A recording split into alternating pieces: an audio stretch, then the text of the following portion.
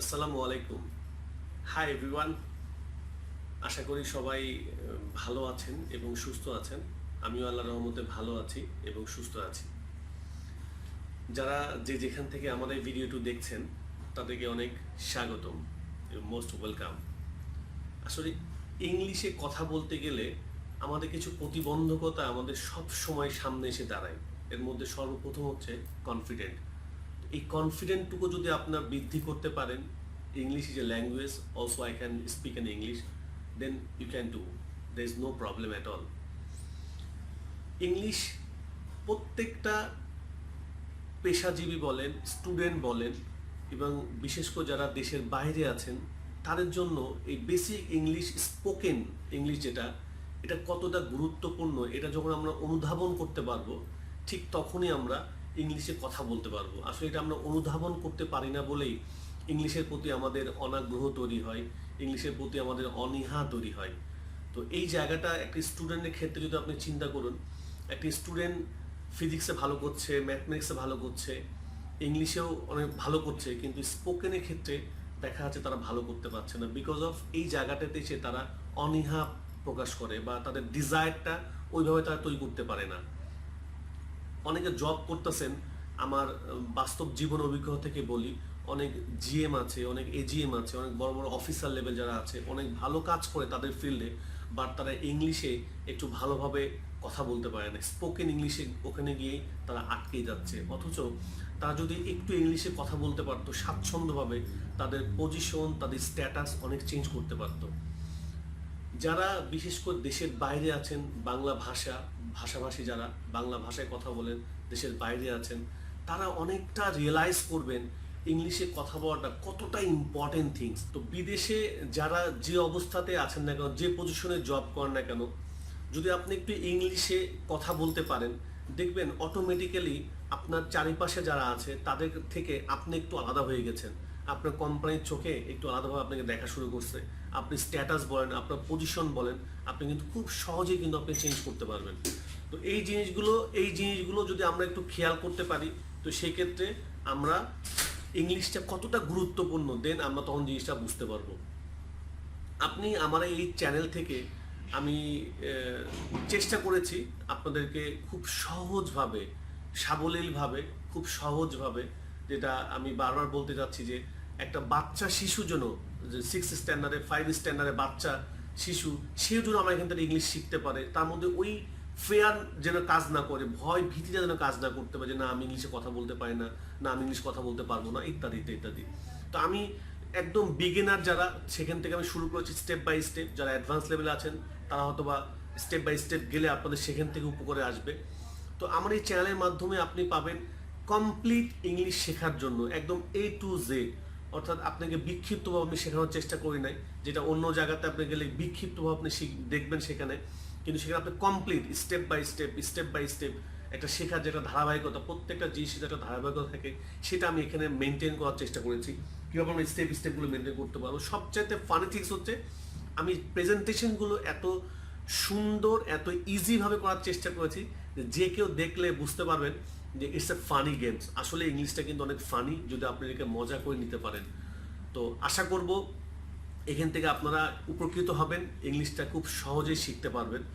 আমার এই চ্যানেলটি করার উদ্দেশ্যটা হচ্ছে যে আমাদের বাংলাদেশের প্রেক্ষাপটে বা বাংলা ভাষায় যারা কথা বলেন, সার্ভিস করতেছেন, স্টুডেন্ট অথবা যারা দেশের বাইরে আছেন, তারা অনেক ক্ষেত্রে ইংলিশটা শেখার জন্য আগ্রহ প্রকাশ করছেন, কোনো কোচিং সেন্টারে যাচ্ছেন, কোথাও ট্রেনিং নিচ্ছেন, কিন্তু পারফেক্ট কোথাও তারা শিখতে পারছে না।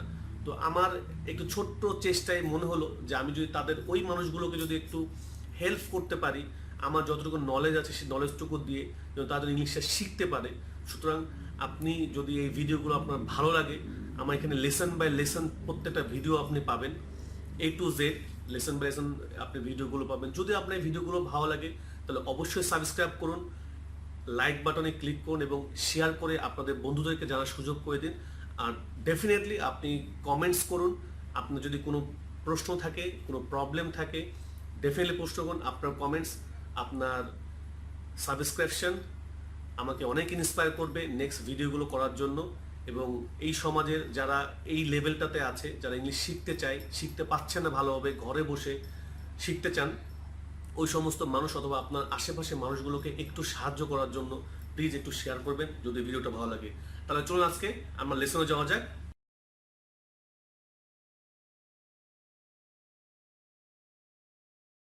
Welcome once again to my spoken English club.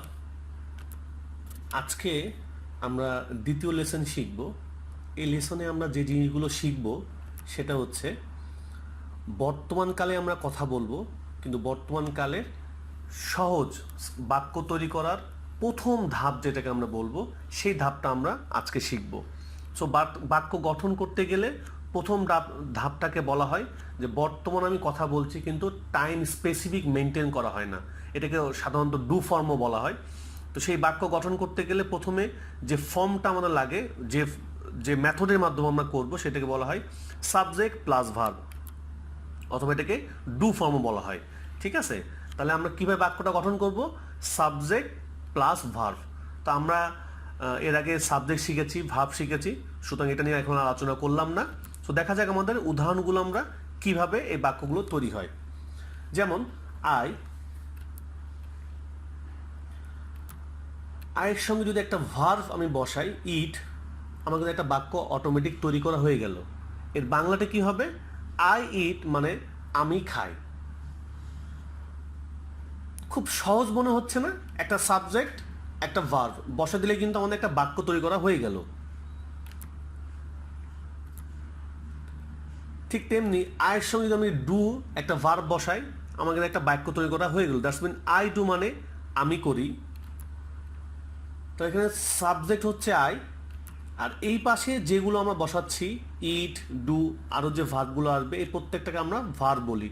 তো দেখুন, ইংলিশে কথা বলাটা কিন্তু অনেক সহজ, শুধু আপনাকে একটু মনে রাখতে হবে ফর্মুলাটা কিভাবে বাক্য, এখানে সমস্ত বাক্য গঠনের শুরুতেই আপনাদেরকে ফর্মুলা দেওয়া হবে যে এই ফরম্যাটে বাক্যগুলো গঠন করা হয়।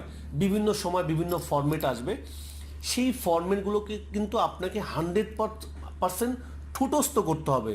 আপনি যখন এই ফর্মুলাগুলো ঠুটস্থ করবেন, তখনই আপনি যখন বাক্য গঠন করবেন, সেই বাক্য গঠনের সময় আপনার মধ্যে কোনো হেজিটেশন কাজ করবে না, অথবা আপনি খুঁজতে হবে না যে এই কথাটা কোন ফরম্যাটে কথা বলবো। সুতরাং খুবই ইজি, আমি চেষ্টা করছি আপনাদেরকে খুবই ইজিভাবে এটাকে প্রেজেন্টেশন করার জন্য। ঠিক তেমনি আই গো আমি যাই, আই ড্রিঙ্ক আমি পান করি, আই ড্রিঙ্ক আমি পান করি, আই ফ্লাই আমি উড়ি। So this are sort of, এই ওয়ার্ডগুলোকে আমরা ভার্ব বলছি। সো সাবজেক্টের সঙ্গে এটা ভার্ব বসালে কিন্তু বর্তমানকালে কথা বলাটা কিন্তু বোঝায়। সুতরাং এই ভার্বের সঙ্গে আমরা যখন সাবজেক্টটাকে চেঞ্জ করে দেব, ফর এক্সাম্পল আমরা সাবজেক্ট শিখেছি আই, ইউ, উই, দে, হি অথবা সি। ঠিক আছে, সাধারণত এই সাবজেক্টগুলো দিয়ে কথোপকথনগুলো শুরু হয়। নাম থাকতে পারে, অন্য সময় অন্য ক্ষেত্রে অন্য সাবজেক্ট আসতে পারে। তো আমরা প্র্যাকটিসের স্বার্থে, প্র্যাকটিসের সময় আমরা একটা সাবজেক্টের সঙ্গে যদি আমরা 10টা ভার্ব ইউজ করি, তাহলে একটু চিন্তা করে দেখুন, তাহলে 10টা মিনিং কিন্তু হয়ে গেল। সেম যদি আমরা সেকেন্ড, ফর এক্সাম্পল ইউ একটা সাবজেক্ট, ইউ এর সঙ্গে যদি আমরা ওই 10টা ভার্ব আমরা ব্যবহার করি, আমরা কিন্তু আরও 10টা শব্দ শিখতে পারলাম। ঠিক তেমনি উইয়ের সঙ্গে যদি আমরা ওই 10টা ভার্ব আমরা ইউজ করি, শব্দ ইউজ করি, আমরা কিন্তু আরও 10টা শব্দ শিখতে পারলাম। সুতরাং that is the tricks how to learn spoken English. So আপনি চিন্তা করুন, এটা সেকেন্ড লেসনেই আপনি কিন্তু যদি চেষ্টা করেন, আপনি কিন্তু অনেকগুলো বাক্য তৈরি করা কিন্তু শিখে গেছেন, অনেকগুলো বাক্য তৈরি করা শিখে যদি আপনি চেষ্টা করেন। এখানে আমরা অলরেডি ফার্স্ট লেসনে আমরা 20টা ভোকাবুলারি আমরা শিখেছি। আমার প্রতি লেসনে আপনি 20টা করে ভোকাবুলারি পাবেন, খুবই ইজি ভোকাবুলারি, কারণ আমি চেষ্টা করি সবসময় ইজিভাবে আপনাদের সামনে প্রেজেন্টেশন করার জন্য। যে ভোকাবুলারি বা যে শব্দগুলো আপনি সচরাচর জানেন, শুধু আপনার জানার দরকার একটু ফরম্যাট, কিভাবে আমি ফরম্যাটটাকে ইউজ করব, আর ভোকাবুলারিগুলো আপনার ঠুটস্থ থাকতে হবে। যদিও আপনি জানেন, তারপর আপনার ঠুটস্থ থাকতে হবে। এই কারণে আপনার যখন বাক্য আমরা গঠন করি, তখন কিন্তু আমরা বাক্যটাকে খোঁজার সময় পাবো না যে কোন বাক্যটা, কোন শব্দের জন্য কোন বাক্যটা ব্যবহার করতে হয়। So let's see. ইউ ইট মানে তুমি খাও, ইউ ইট মানে তুমি খাও, ইউ ডু তুমি করো, ইউ ডু তুমি করো। এখানে ইউটাকে সাবজেক্ট মিন করা হচ্ছে, যেটা অলরেডি আপনারা জেনে গেছেন। এই পাশে যেগুলো আছে ইট, ডু, আরও যে যে শব্দগুলো আসবে প্রত্যেকটাকে ভার বলা হচ্ছে। ইউ গো তুমি যাও, ইউ ড্রিঙ্ক তুমি পান করো, ইউ ফ্লাই তুমি উড়ো। যদি আমরা জাস্ট দে সাবজেক্টটাকে আমরা ইউজ করি যদি আমরা এই পাশে যদি আমরা ভার্ব ইউজ করি, আমরা একটা শব্দ তৈরি করতে পারলাম। ফর এক্সাম্পল, দে প্লে তারা খেলে, দে চুজ তারা পছন্দ করে। So here is they is a verb and play choose all of are the verb. Sorry, they is the subject and play choose all of the verbs. They hide তারা লুকায়, they take তারা নেয়, they know তারা জানে। So মনে রাখতে হবে আমরা কিন্তু বর্তমানকালে কিন্তু আমরা কথা বলছি। হ্যাঁ, সুতরাং এই জিনিসটা আমরা খেয়াল করব যে আমরা কিন্তু তিনভাবে আমরা কথা বলা শিখবো। তিনটা সময় আমরা কথা বলি নর্মালি, একটা হচ্ছে বর্তমানকাল, একটা হচ্ছে অতীতকাল, একটা হচ্ছে ভবিষ্যৎকাল। সুতরাং আমরা এখন যে লেসনগুলো শিখছি যে কিন্তু বর্তমানকালে কিভাবে কথা বলতে হয় আমরা কিন্তু সেই লেসনগুলো শিখতেছি। সো আশা করি যতটুকু আমরা শিখেছি শিক্ষার্থী বন্ধুরা, আমরা আসলে খুব সহজভাবে শিখতে পেরেছি এবং খুবই সহজ এগুলো। লাইক সাবজেক্টের সঙ্গে একটা ভার্ব বসায় দিব, সাবজেক্টের সঙ্গে একটা ভার্ব বসায় দিলে কিন্তু আমাদের একটা বাক্য তৈরি করা হয়ে গেল। আমরা যেভাবে প্র্যাকটিস করব সেটা হচ্ছে যে একটা সাবজেক্টের সঙ্গে আমরা 10টা ভার্ব ইউজ করব, সেকেন্ড আবার একটা সাবজেক্টের সঙ্গে আরও 10টা ভার্ব ইউজ করব। এইভাবে আপনি যদি যখন প্র্যাকটিস করবেন তখন দেখবেন আপনি অনেকগুলো শব্দ অটোমেটিক্যালি শিখে গেছেন, যেটা আমার কাছে ইমাজিন মনে হচ্ছে যে সেকেন্ড লেসনে, দ্বিতীয় লেসনে আপনারা শব্দ গঠন তৈরি করা শিখে গেলেন এবং অনেকগুলো শব্দ তৈরি করা আপনারা শিখে গেলেন। নেক্সট আমরা আসব ভার্বের শেষে এস বা ইএস এর ব্যবহার। অর্থাৎ আমরা এতক্ষণ শিখেছি যে সাবজেক্ট প্লাস ভার্ব। সো ভার্বের সঙ্গে কিন্তু এস বা ইএস যুক্ত করতে হয় একটা ক্ষেত্রে, সেটা আমরা এখন শিখব যে কোন ক্ষেত্রে ভার্বের শেষে এস বা ইএস যোগ করতে হয়।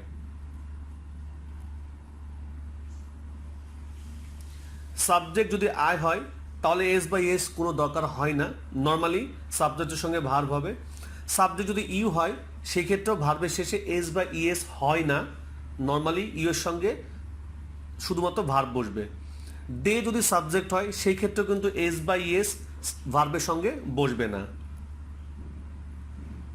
সাবজেক্ট যদি উই হয় তবুও কিন্তু ভার্বের সঙ্গে এস বা ইএস বসবে না।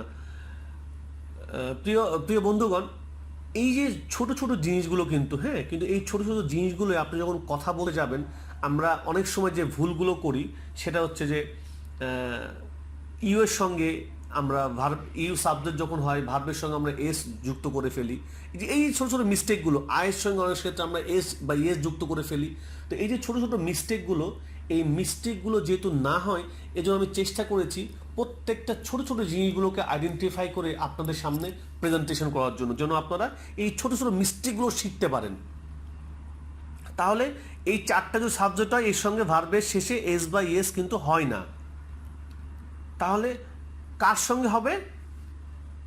যদি সাবজেক্ট হি হয় সেই ক্ষেত্রে ভার্বের শেষে এস বা ইএস যুক্ত হবে। যদি সাবজেক্ট সি হয় সেই ক্ষেত্রে কিন্তু ভার্বের শেষে এস বা ইএস যুক্ত হবে। যদি সাবজেক্ট ইট হয় সেই ক্ষেত্রে কিন্তু ভার্বের শেষে এস বা ইএস যুক্ত হবে। যদি সাবজেক্ট কোন নাম হয় like Karim, like Rahim, any kinds of name, সেই ক্ষেত্রে কিন্তু ভার্বের শেষে এস বা ইএস যুক্ত করতে হয় ডু ফর্মের ক্ষেত্রে। এটা মনে রাখবেন, ডু আমরা কিন্তু এখন শিখছি ডু ফর্ম, অর্থাৎ ভার্ব প্লাস সাবজেক্ট। আমরা এই ফর্মে যখন এই ক্রাইটেরিয়াগুলো আসবে তখন ভার্বের শেষে এস বা ইএস যুক্ত হবে কি হবে না, এখন আমরা সেটা শিখলাম। তো চলুন বন্ধুরা দেখা যাক উদাহরণটা কি হতে পারে। যেমন হি প্লেজ, এখানে একটা জিনিস খেয়াল করবেন, যদি বলতাম আমরা এখানে আই প্লে, তাহলে কি হতো, আমি খেলি, আই প্লে। আই প্লের সঙ্গে কিন্তু এস বা এস কিন্তু যুক্ত হয়নি বন্ধুরা, একটু যদি খেয়াল করে দেখবেন। কিন্তু এখানে যখন আমরা সাবজেক্টটাকে ব্যবহার করেছি হি অথবা সি, তখন কিন্তু সাবজেক্টে ভার্বের সঙ্গে এস বা এস কিন্তু যুক্ত হয়ে গেছে। দ্যাটস মিন হি প্লেজ, সে খেলে। হি চুজেস, সে পছন্দ করে। হি হাইডস, সে লুকায়। আমরা কিন্তু এর আগে দেখেছি we hide, not hides, we hide, that's mean আমরা লুকাই। যখন এখানে সাবজেক্টটা চেঞ্জ হয়ে গেছে, সঙ্গে সঙ্গে ভার্বের শেষে কিন্তু এস বা ইয়েস কিন্তু যুক্ত হয়ে গেছে। হি টেক্স, সে নেয়।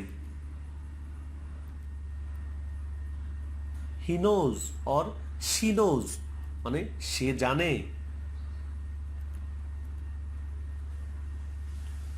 তো শিক্ষার্থী বন্ধুরা, আশা করি এই ফর্মুলা দুটা ব্যবহার করে আমরা সেকেন্ড লেসনেই আমরা অনেকগুলো শব্দ তৈরি করতে পারবো। আপনারা ফর্মুলাগুলোকে ঠুটস্থ করবেন। ভোকাবুলারি, যেটা আমি বারবার আপনাদেরকে বলার চেষ্টা করেছি যে vocabulary is the most important things. আপনি যদি শব্দ ভাণ্ডার তৈরি করতে না পারেন, আপনি কিন্তু কখনোই কিন্তু আপনি ইংলিশে ফ্লুয়েন্টলি আপনি কথা বলতে পারবেন না। তো আমরা সেম এই লেসনে আমরা 20টা ভোকাবুলারি শিখবো, শব্দ শিখবো। এবং সবচেয়ে মজার বিষয় হলো এই শব্দগুলো আপনারা সবাই পরিচিত, কম বেশি সবাই আমরা পরিচিত, কিন্তু শব্দগুলোকে আবারও আমি আপনাদের সামনে প্রেজেন্ট করেছি সুন্দরভাবে সাজিয়ে। এই জন্য প্রেজেন্ট করেছি যে আপনারা রিকভারি করতে পারেন নিজেকে এবং বুঝতে পারেন যে হ্যাঁ, এত সহজ জিনিস, অথচ আমরা এতদিন কত না ভয় পেলাম। তো ঠিক আছে বন্ধুরা, চলুন আমরা ভোকাবুলারিগুলো শিখে নিই। ফাইট মানে যুদ্ধ করা, ফাইট মানে যুদ্ধ করা। গিফট মানে দেওয়া, গিফট মানে দেওয়া। হাইড মানে লুকানো, হাইড মানে লুকানো। হোল্ড মানে ধরা বা ধারণ করা, হোল্ড মানে ধরা বা ধারণ করা। নো মানে জানা, নো মানে জানা। রান মানে দৌড়ানো, রান মানে দৌড়ানো। সিট মানে বসা, সিট মানে বসা। স্পিক মানে কথা বলা, স্পিক মানে কথা বলা। স্ট্যান্ড মানে দাঁড়ানো, স্ট্যান্ড মানে দাঁড়ানো। সুইম মানে সাঁতার কাটা, সুইম মানে সাঁতার কাটা। দেখুন বন্ধুগণ, এই প্রত্যেকটা শব্দ কিন্তু আপনারা সবাই ফ্যামিলিয়ার। অথচ কি মজার বিষয়, দেখুন এই সেকেন্ড লেসন যখন আমরা কমপ্লিট করব, একটু ভেবে দেখুন এই সেকেন্ড লেসনের মাধ্যমে আমরা যদি ভোকাবুলারি, আমরা যদি এই 20টা ভোকাবুলারি আমরা শিখে ফেলতে পারি, খুব ফাস্ট শিখে ফেলতে পারি, আমরা এই ফরম্যাটের মাধ্যমে আমরা কিন্তু অনেক বাক্য গঠন কিন্তু আমরা অটোমেটিক্যালি শিখে গেছি। এখন শুধু দরকার আপনাদের একটু প্র্যাকটিস করা আর আপনাদের নিজেকে কনফিডেন্ট বিল্ড আপ করা যে হ্যাঁ, এটা খুবই সহজ একটা ল্যাঙ্গুয়েজ এবং এটা আপনার পক্ষেও কথা বলা, ইংরেজিতে কথা বলা সম্ভব। টেক মানে নেওয়া, টেক মানে নেওয়া। ফল মানে পড়ে যাওয়া, ফল মানে পড়ে যাওয়া। ওয়্যার মানে পরিধান করা, ওয়্যার মানে পরিধান করা। স্লিপ মানে ঘুমানো, স্লিপ মানে ঘুমানো। ফ্রাই মানে ভাজা, ফ্রাই মানে ভাজা। টিয়ার মানে ছিঁড়ে ফেলা, টিয়ার মানে ছিঁড়ে ফেলা। থ্রো মানে নিক্ষেপ করা, থ্রো মানে নিক্ষেপ করা। কুক মানে রান্না করা, কুক মানে রান্না করা। ব্রিং মানে আনা, ব্রিং মানে আনা। বিল্ড মানে নির্মাণ করা, বিল্ড মানে নির্মাণ করা। সুপ্রিয় বন্ধুগণ, আজকে লেসন এখানেই শেষ করছি। যারা যেখান থেকে দেখেছেন আমার ভিডিওটি, অনেক অনেক ধন্যবাদ। Thank you so much for watching my video. আশা করি খুব শীঘ্রই নেক্সট লেসন নিয়ে আপনাদের সামনে হাজির হব। আমি রুবেল। ততদিন পর্যন্ত সবাই সুস্থ থাকবেন, ভালো থাকবেন। আল্লাহ হাফেজ।